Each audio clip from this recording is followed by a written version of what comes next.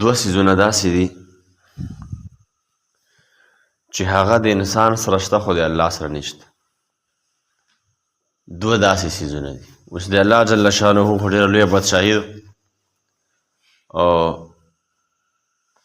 الله جل شانه په بادشاهۍ کې خو د هېڅ کمای نشته، خو دوه څیزونه داسې دي چې هغه د الله جل شانه سره نشته ده او د انسانانو سره شته، چې یو په هغې کې عاجزي ده، تواضع.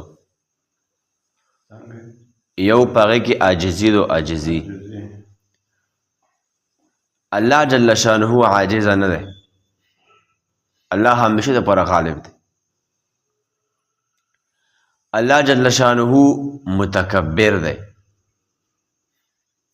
د تکبر چادر دا د الله جل شانه دی. الله احادیثو کې دي چې رسول الله امر فرمایي چې الله تعالی خپله فرمایي چې دا تکبر د موت څادر دی.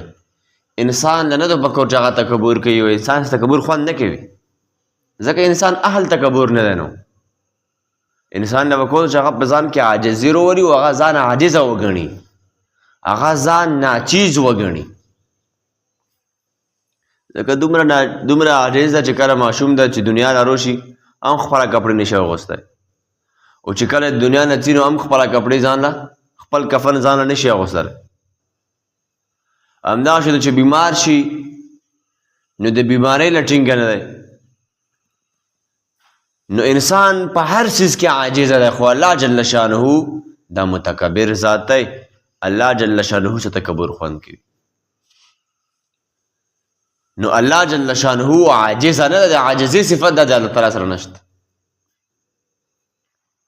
او حدیثو کې ارڅي کنه چې د یو انسان په زړه کې د ذرې عمره هم برابر تکبر وي نو د انسان به جنت له نه داخلېږي. اوس مونږ چې څوک یو یار څو په هر حالت کې د مونږ تکبر علامت پروت دی، خو چې کله مو ته تکبر کوو که نو خو پکار ده چې خپل ځان لاندې کې سترګې واړوو چې زه د کمې نطفې نه پیدا شوی یم. مونږ د یو داسې پلیتې نطفې نه پیدا شوي یو چې هغه که په کپړو یا بدن ولګي نو د هغې د بېلمازۍ د وجې نه مونځ هم نه کېږي. داسې یو نطفې نه مونږ پیدا شوي چې کله هغه د انسان نه ووځي نو په هغه باندې جنابت غسل واجبي، بغیر د لمبېدلو نه هغه له مونځ روا کېږي نه. مونږ د داسې څیز نه پیدا شوي یو، الله جل شانه وجود مونږ لرو.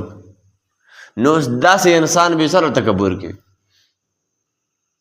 کله چې تکبر مونږ کې ځي او پوهېږو چې اوس تکبر راغی نو پکار ده چې مونږ ځان له دغه د عاجزۍ والا صفت یاد کړو چې مړه ته خو دومره عاجزه انسان یې تکبر کوي. دویم اوښکې د الله جل شانه سره اوښکې نشته. اوښکې هله په انسان کې ځي چې کله هغه د غم وغیره تکالیف وغیره سره مخامخ شي نو دا اوښکې دا د الله جل شانه سره نشته. نو الله جل شانه د انسان دا دوی اوښکې دا ډېر په لوی قیمت اخلي، ډېر په لوی قیمت اخلي. د تعالی څخه خو د اوبه څه کمای نشته، ټوله دنیا اوبه ده. خو الله جل شانه انسان لا د دغه دوو اوښکو ډېر لوی اجر او قیمت ورکوي. کله چې مونږ د الله جل شانه د رضا دپاره د الله په ویره کې د خپلو سترګو نه دوی اوښکې ورتالی وګوره، دوی اوښکې دا د مونږ د ټول عمر د ګناهونو کفاره ګرځېږي. د انسان د ټول عمر د ګناهونو کفاره ګرځېږي او بلکل صفا کوي. داسې صفا کړي د دوی اوښکې د انسان ګناهونه لکه چې دی د مور نه پیدا شوی. نو کوشش وکړو د الله جل شانه د رضا دپاره خپلې اوښکې تویو. دا الله مونږ له سترګې روکړي دي، دا بېځایه سترګې نه دي. په دنیا کې الله یې چې کتل پې کوه،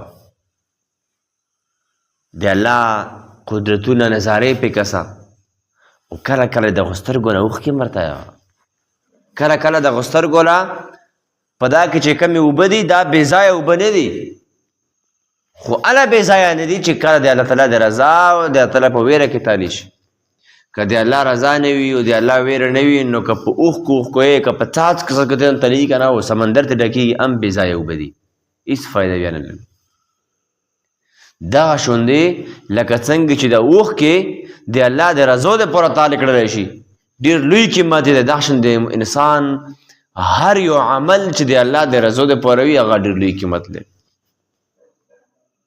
او چې سړی د خپل کور نه د جومات په نیت رونه شي او صرف د بیټک په نیت روشي نو هېڅ فایده نشته تا خدا هم تاغي ده خو که سړی د کور نه د جومات په نیت روشي د مونځ په نیت باندې نو دغه انسان الله تعالی په یو قدم باندې دومره اجر کوي چې انتها یې نشته ګناه یې معاف کېږي درجات یې بلند کېږي نیکي ورکوي بیا دا درجه وړه درجه نه وي لکه د ځمکې او د اسمان دومره فیصله په جنت کې پیدا وي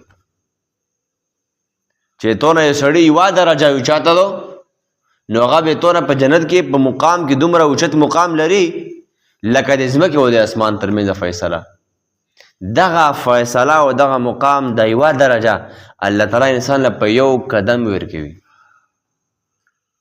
وجه څه دو وجه دا ده چې موږ هلته نیتونه برابر شي